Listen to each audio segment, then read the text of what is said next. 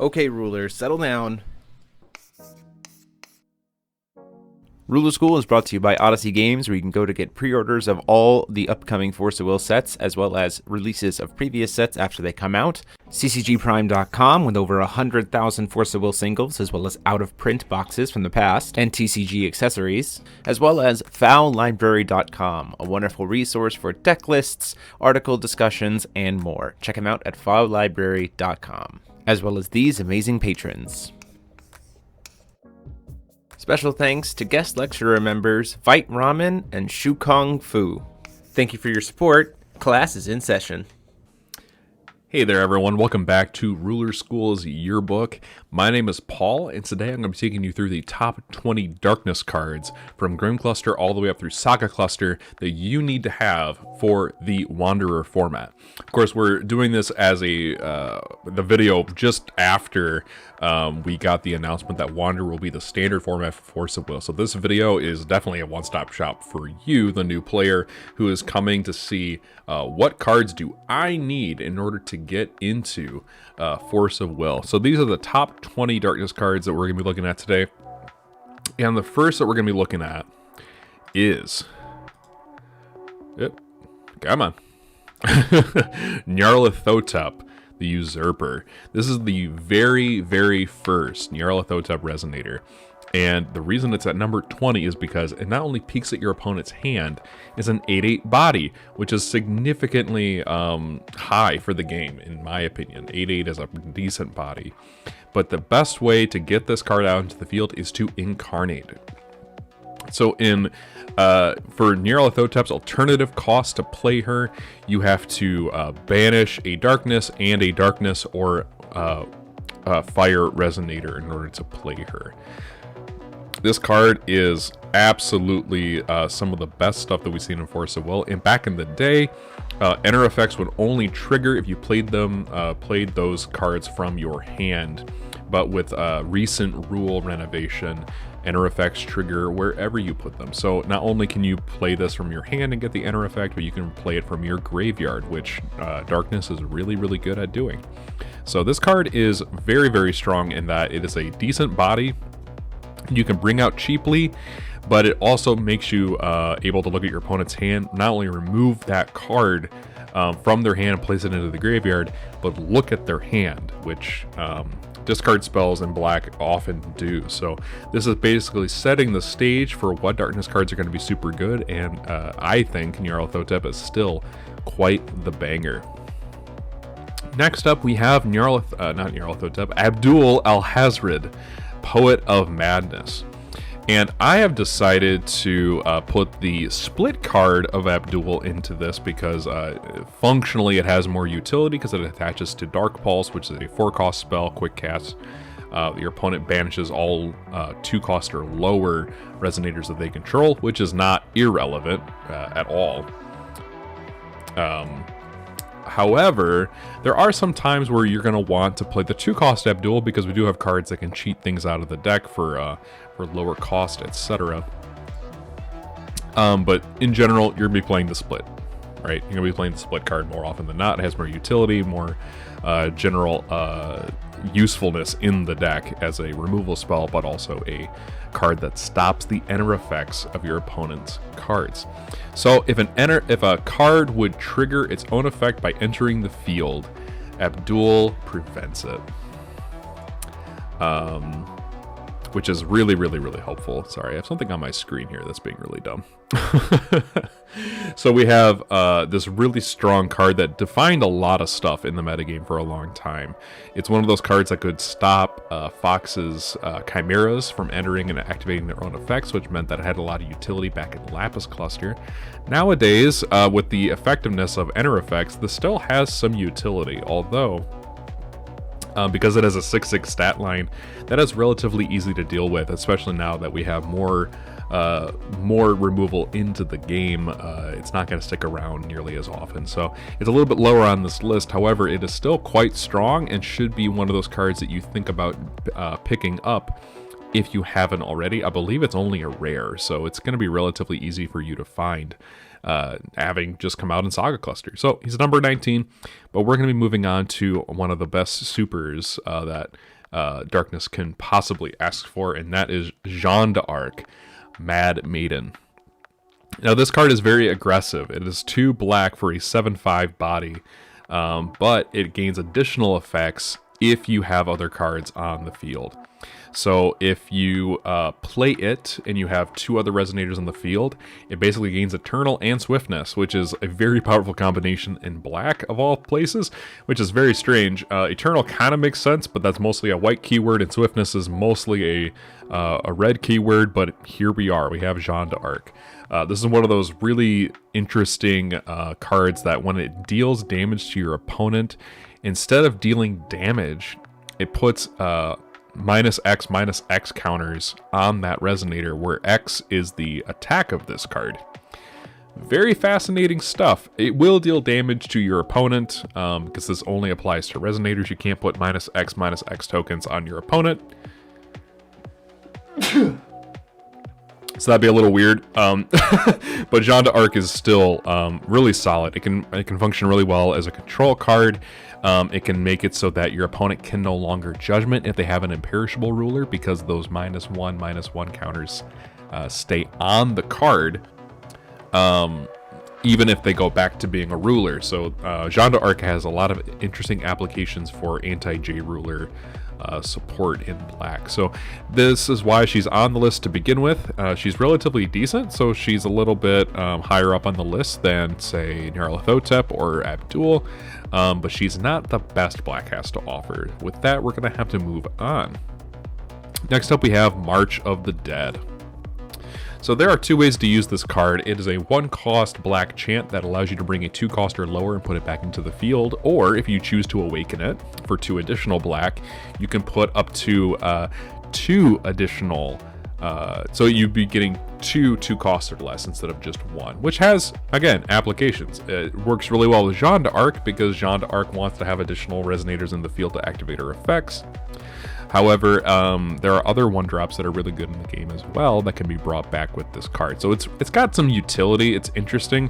It doesn't have quite as much utility as I think some other revival spells on this list do, but it is here, and it is relatively decent for what it does. So it is up here at number 17. Next up, we have one of the best removal spells in black, which is Assault from the Demonic World. It is a 1-cost quick cast Darkness chant that says -6/-6 to opponent's Resonator. If you have Revenge, which means an entity left your field and entered the graveyard this turn, you can destroy that J Resonator instead. Black has really good ways of removing things, and it even has tokens which can also trigger Revenge, which makes Assault from the Demonic World one of the best removal answers that we have in black. That being said, there might be other cards that you could use over this, so it's a little bit lower on this list, but it is still one of the most powerful black cards that we have in the game. Next up, we have Look of Corruption. Look of Corruption is a discard spell for 1 that says, look at your opponent's hand, anything that is 4 cost or less, send it to the graveyard, and if you awaken it, you can do an additional card as well. That card is solid. If you awaken it, it's a black 1, but there are cards in Darkness that allow you to ramp some stones. They're not on this list, but they do exist. And they're just really good. It's just a really good control card for what black likes to do, which is generally control, destroy, and do a little bit of comboing, which is interesting. Next up, we have what I think is the best of both worlds, right? You have a discard spell, you have a destruction spell. What if they were the same? And that is Soulhunt. Soulhunt is one of my favorite control cards in black, in that if you play it, your opponent must banish a Resonator and discard a card, which means it gets around Eternal and it gets around Barrier. These cards are going to be a premium. You could also put in this spot, I think you could put Mysteries of Gruz Ballesta, in that it does something very similar, although I think Soulhunt has more broad applications and it actually gets more value. So cards like this in general are relatively good in black. Of course, it does affect you as well, but sometimes it's good because it sets up your graveyard, which is something Darkness likes to do. And if you don't have a card on the field to banish for this card, you don't have to do anything. So it's kind of nice. It's a 2 for 2, and it does some interesting things for black, especially for black control, which is relatively rare now. So it's a little bit lower on this list. But next up, we have one of the favorite cards here at Ruler School, Shadow-X. Now, this card came out at the very last set of Alice Origins Cluster. It's a quick cast, 1-drop that comes out. It has Natural Bane. It gives you 2 Shadow Crystals which you can banish to deal your opponent's gonna be losing 200 life. They're not taking damage at all. They're just losing 200 life, which is better than dealing damage because damage can be prevented in this game very easily, relatively speaking. Life loss is very different. So this card has applications to be looped again and again and again and again. In Dark Alice, the Regalia Dark Alice, she's really strong for that particular reason.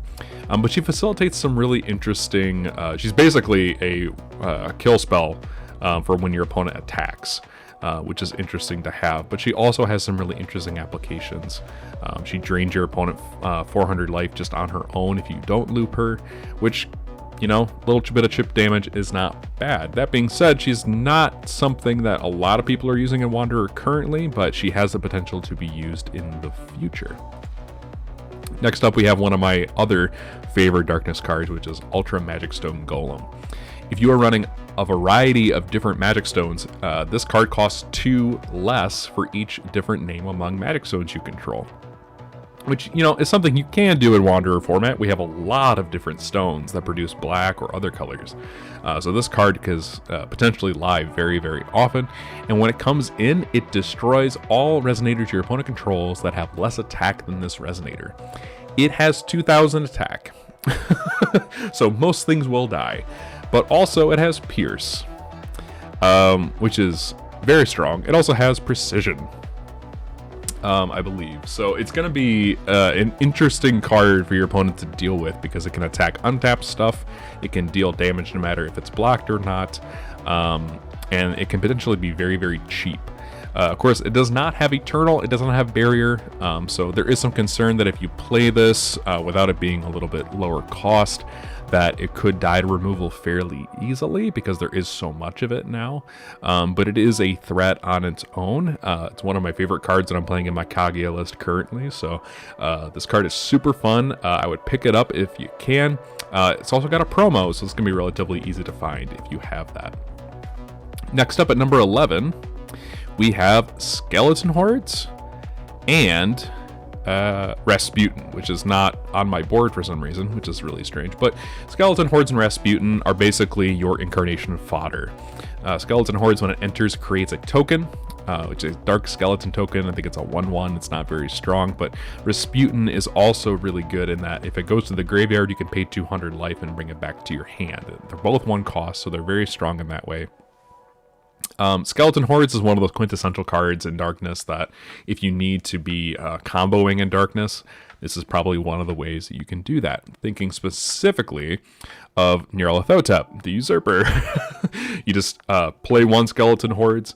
For 1, it generates another body, which you can incarnate for Nyarlathotep. You have an 8/8 on turn 1 that looked at your opponent's hand, so they know what your plays are going to be. They know what deck you're playing for the most part.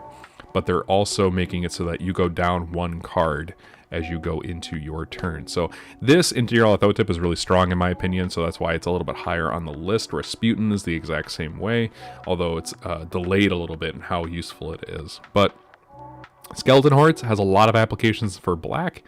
And moving on, we have a card that's potentially even better for incarnation decks, which is Dracula, Reborn Vampire, and the Jewel of Darkness. So this is a card that will come back again and again and again. It has natural flying and barrier to white cards. So anything that targets it with white in it is not going to be doing super hot. Basically, if this card leaves the field, it gains +2/+2 counters and comes back at the end phase, which means it's going to be really, really hard to get rid of. Exorcist Mage can get around that because if it enters the field from anywhere else from outside of being played from the hand, it's going to get removed. But for the most part, you're not going to be getting around this card very easily. That being said, if you get enough +1/+1 counters on this, you can use its board wipe on its lower half for 1. And lowers the cost of that. I've not seen a lot of people use the board wipe effect in my time, but Dracula in general is just a really good way of using Incarnation alongside something like Skeleton, Hordes, or Rasputin. And it just gets bigger and bigger. This single-handedly made Mikage, the new one from Saga Cluster, a lot better. So the fact that it did that on its own brings it up a little bit more into the top 10 of cards. Next up, we have the best graveyard removal spell in the game, and that is Evil Elemental Uprising. It is a 1-cost quick cast story chant, which is not relevant if you're not playing Scheherazade, which you aren't because it's banned. It's a 1-cost black quick cast, remove all cards from your opponent's graveyard. Your players cannot chase to this card. It's just gone. Your graveyard is gone. If you play this card, it is done. Your graveyard is gone. Goodbye. Have a good day. This card in general, alongside things like Burial of Rites, is a really good tool to just make it so that your opponent can't recycle their stuff. The reason this is so good is we also got Horn recently unbanned. Horn of the Sacred Beast is a good way for control decks to recycle their stuff. If you play this card, they cannot chase with Horn. So it is a guaranteed way of removing your opponent's graveyard from the game, especially in the control matchup. This card is pretty devastating. So with Horn coming back into play, this card has even more utility. So look toward this card. It's also relatively easy to come upon because it's a little bit older. Next up, we have my personal favorite darkness card, Command of Life and Death. This is a 2-cost black chant, black and 1. Put target Resonator from your graveyard with total cost 3 or less into the field, which is a lot of Resonators. Like, this is a ton of Resonators. One of my favorite fun decks back in Reiya Cluster when this card came out was Black Keurig, because I could just bring back Ultra Dragon Shooting Star from the graveyard for free. It was super fun, and the fact that this card is just got so much reach to it is super good. There's also a little bit of a combo that you can have. Excuse me. There is also a combination of cards that you can have if you have Rachel, the Ancient Researcher's Librarian, whatever, and it dies and leaves the field. You can bring out Command of Life and Death with her tutor effect, and then play it again and make your opponent mill more cards. So like typically 1 or 2 of this in any Rachel deck goes a long way. So this card is really interesting in that, and I think it's just really cool that it is able to just bring back so many things so often. That being said, there are other cards that I think are a little bit more impactful in the game, so it's a little bit lower on this list, but still also pretty high. Next up, we have,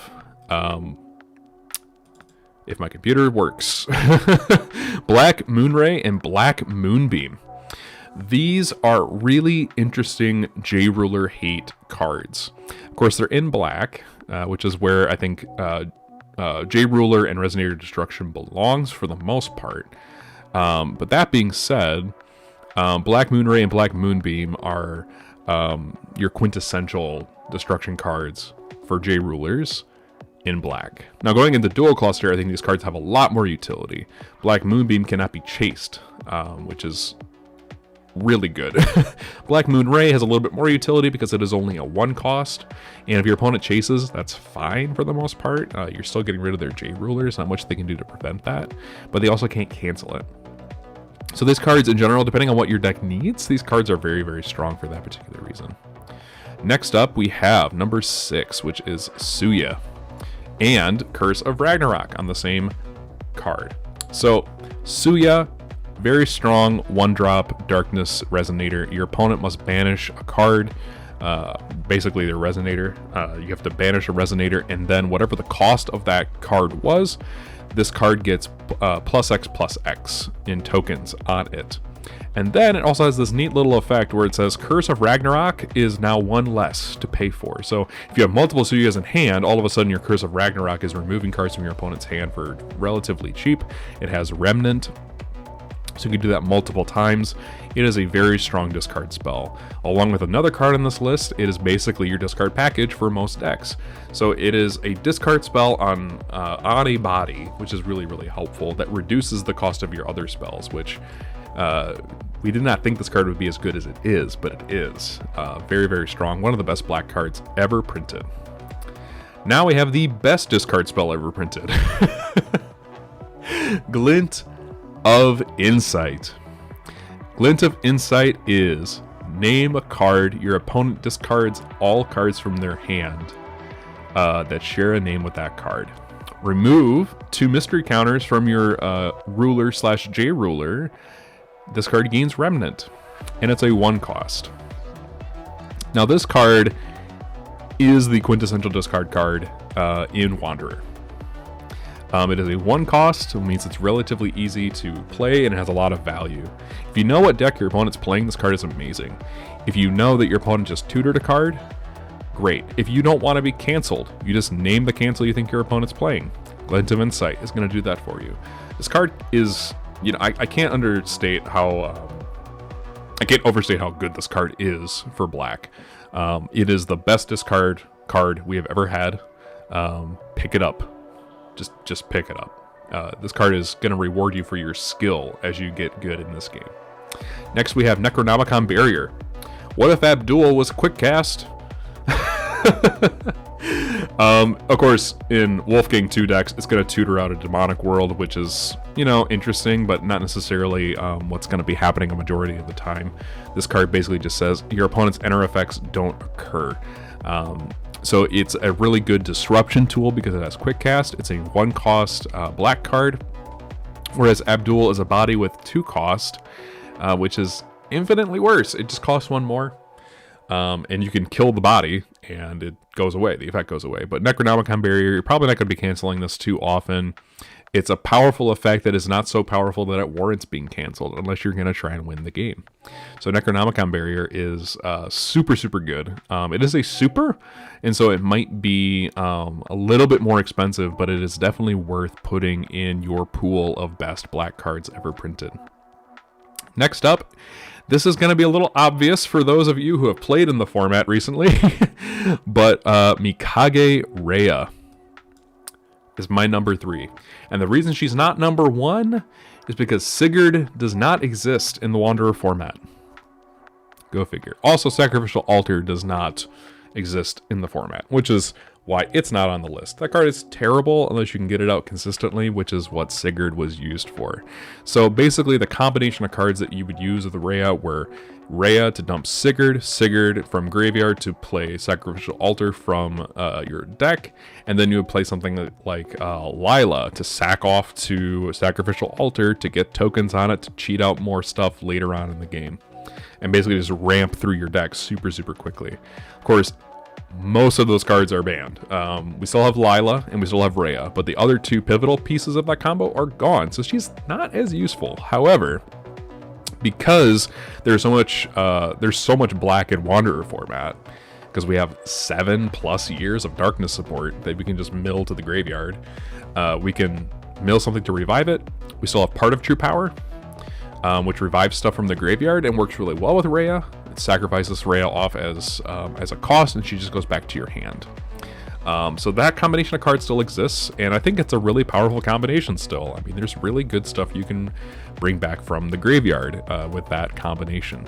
And then, of course, you know, we have Castle of Beatrice, which goes into the grave, protects your graveyard, and then can bring stuff back to your hand, which is what Reiya is really, really, really good for. So even though Sigurd is not in the format, there are still other really good targets that you can use with Reiya to basically connect into these really good combinations that serve as their own engine. So Reiya is number 3. Next up we have Vergilius, Rebel Against Satan, which I just call Virgil because it's easier, and that's exactly who he is.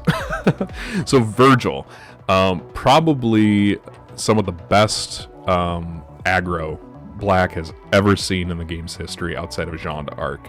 But right now, it is essentially functioning as one of the best resonators in the Wanderer format.